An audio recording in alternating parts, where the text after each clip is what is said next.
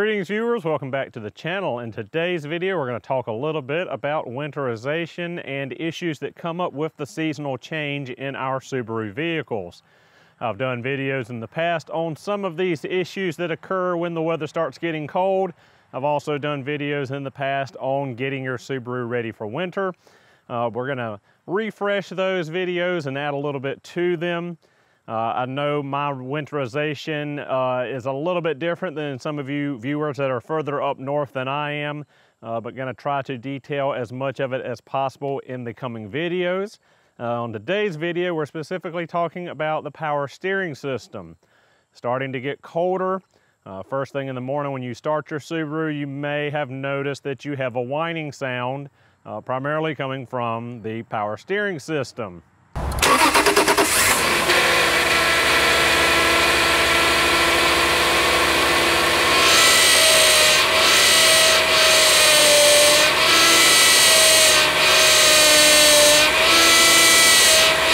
This is a fairly common issue on Subarus. I've done 2 videos in the past on this issue, specifically on my H6 Outback, but this basically pertains to all Subaru models that have hydraulic power steering.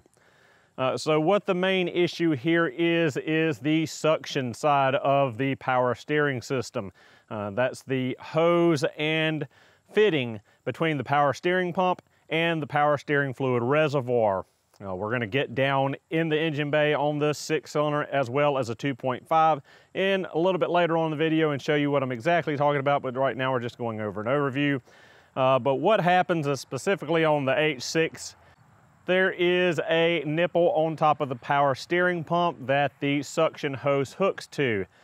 Instead of being cast as one piece with the power steering pump, it is a standalone piece that is held into place with one 10mm headed bolt, and there is an O-ring seal between this and the power steering pump.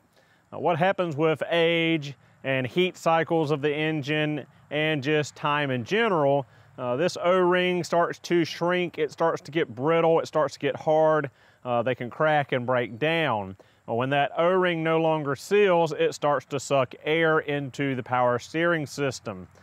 So anytime that air is introduced into a hydraulic system, you start to get whining from the pump, and that's what's happening in this instance, is that O-ring fails, like I said, with time and age, breaks down, doesn't seal, and you start to suck air into the system. That's one way you can have a noisy power steering system on these engines. The second is the actual suction hose itself. Rubber components like hoses and belts, after many heat cycles and lots of time, they start to get hard, they start to get brittle, and they lose their ability to seal. They're no longer as pliable.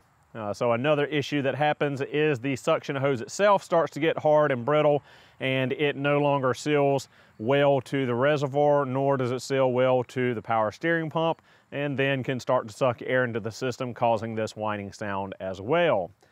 So the issue is pretty simple.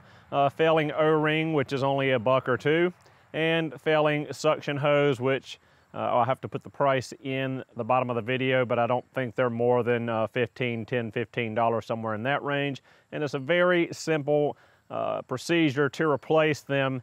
And you want to do this as soon as possible. The longer you ignore the issue, the longer you run the car with the power steering pump sucking air in and whining, the more damage you potentially do to the power steering system. And these power steering pumps are not cheap. You can get them remanufactured in the aftermarket from parts houses, but rarely do they stand up as good as the OE units. With the H6 engines in particular, because there's no official rebuild kit for them from Subaru. With your with your standard Imprezas, Foresters, Legacy, Outback 2.5 engines, their power steering pump has a rebuild kit straight from Subaru, about 25–30 bucks worth of seals and gaskets, and it's about a 35-minute, 45-minute rebuild. Very simple to take it down, replace all the seals and gaskets, put it back together. But with the H6 and with some of the power steering pumps on the turbocharged engines. There is not an official kit from Subaru. A lot of the components from that kit that are available for the standard single overhead cam 2.5s and dual overhead cam and naturally aspirated 2.5s, some of those components carry over, but some of the main components like the housing seal and I believe the shaft seal are different.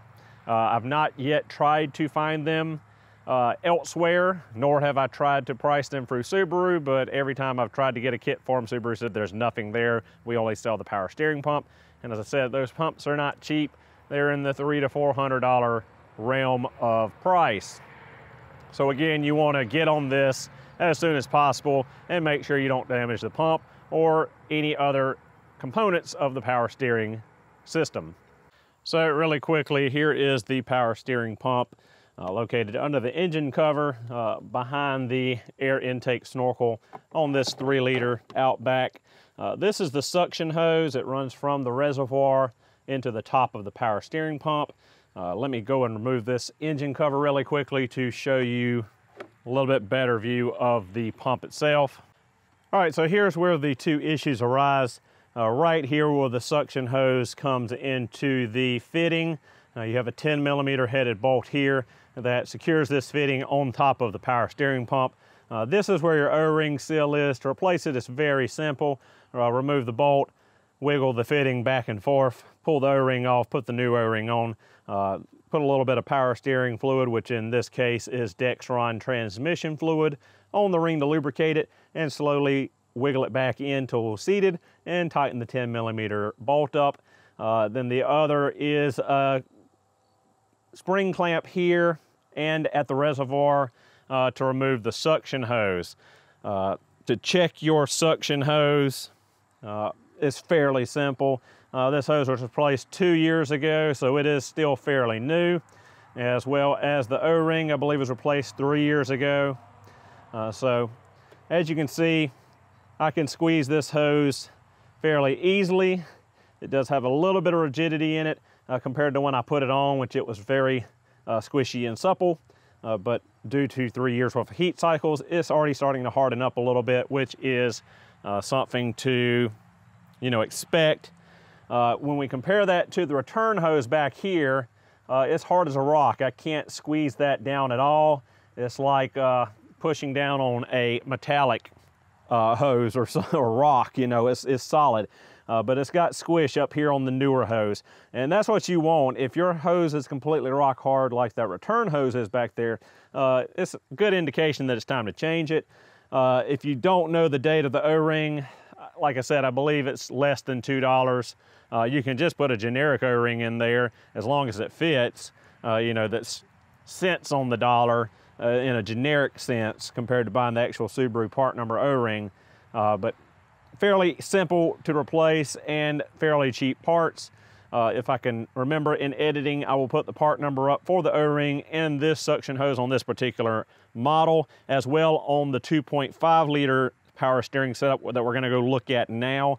I'll also leave links in the description of the video to the Amazon store where you can purchase the OE components. All right, so here we are on the 2005 Forester that bent all the valves. Power steering pump on it. Very similar layout. We've also got the 10mm headed bolt here holding on this fitting here that has the O-ring seal. Also have a suction hose to the reservoir. But this, with the engine, well, most of the engine removed out of the way and the cylinder heads out of the way, you can see the high pressure line and the return line and how they run down the side of the engine and down to the steering rack. But your main focus again will be on this suction hose. This one's fairly hard. I would assume this O-ring is probably pretty wore out too. So most likely once we get this back together, we're gonna have some noise from the power steering system on cold days. But again, very cheap hose, very easy to replace. Power steering reservoir is on the side here. Looking at late 80s, early 90s Subarus, the power steering reservoir was not remote mounted. It was actually bolted to the top of the pump, but there is an O-ring, of course, between that reservoir and the pump. That can cause the same issues. And here in a second, we'll look at an early 90s power steering pump, but pretty much the same thing. All of the EJ series engines basically as far as I can think, every single one of them have the power steering pump mounted off to the right side of the engine with the alternator center and the AC compressor beside it. Moving on really quickly, this is a 92 Legacy with an EJ22E. As you see, the power steering reservoir is actually made on top of the pump, as I said a little bit ago. There are two variants of this. As far as I know, there's two variants. One is this kind of squatty, longer reservoir, as you can note possibly on the cap. It says use Dexron GM transmission fluid for power steering fluid, like most all Subarus use in their hydraulic power steering systems. But mid-90s had a cylindrical, taller reservoir, but basically all the same. Hard line for the pressure line. There is no suction line from the reservoir due to the fact the reservoir bolts directly onto the pump. And we've got our tiny little rubber return line between the hard line to the reservoir and the hard line from the rack's return. So here we have a 1997 Outback with a 2.2 EJ22E. And as you see, this is the mid to late 90s reservoir that was cylindrical in shape. Essentially the same setup as we just saw in the 92, just a different shape and size to the reservoir. All right, guys, that basically gets you up to speed with everything you need to know about Subaru power steering noises and whines, especially when the temperature starts getting cold. Thank you so much for watching. Hope you enjoyed, and I will see you in the next video.